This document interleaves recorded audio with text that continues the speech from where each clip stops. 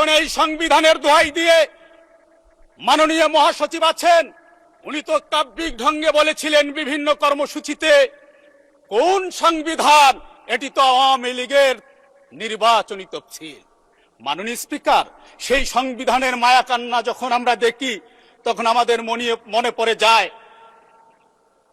হাজার মিলিয়ন প্রশ্ন জাতির সামনে ভেসে ওঠে। এই সংবিধান নিয়ে কথা বললে কেন ৭১কে টেনে নিয়ে আসা হয়? এই সংবিধানকে তো হাজারবার ছুঁড়ে ফেলে দেওয়ার কথা বলা হয়েছে। নাম বলে সময় আমি নষ্ট করতে চাচ্ছি না মাননীয় স্পিকার।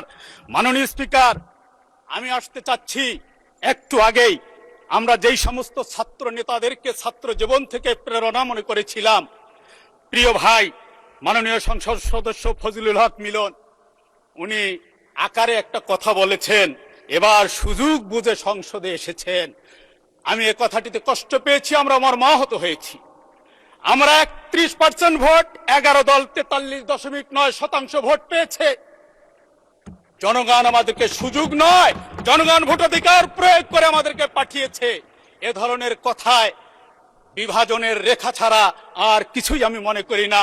আমি আশা করি ৯০ দশকের ছাত্র নেতা যারা ছিলেন, ছাত্র জীবন থেকে যাকে আমরা অনুপ্রেরণার বাতিঘর মনে করি, আমরা আশা করি তাদের কাছ থেকে আমরা ঐক্যের বাণী শুনতে পারবো, বিভাজন নয়।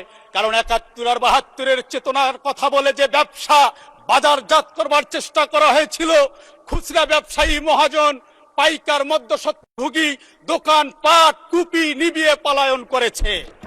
আবারও যদি সেই চেতনাকে বাজারজাত করা হয়, আমি বিশ্বাস করি আমার প্রজন্ম যথেষ্ট কনসাস। চতুর্থ শ্রেণীর বাচ্চা যখন ক্লাসরুমের 50টি ফ্যান, ক্লাসরুমের 5টি ফ্যান, ক্লাসরুমের বাইরে 50টি ফ্যানের থিওরি আমাদের সামনে দেয়, তখন আমরা আশান্বিত হই। এই প্রজন্মই তো আমাদেরকে জুলাই দেখিয়েছে, এই প্রজন্মই আগামীর বাংলাদেশ গড়বে মাননীয় স্পিকার। সুতরাং মাননীয় স্পিকার, নতুন প্রজন্মকে পুরানা চেতনা নামক ট্যাবলেট দিয়ে অচেতন করার কোনো সুযোগ নাই। মানুষ যথেষ্ট কনসাস মাননীয় স্পিকার।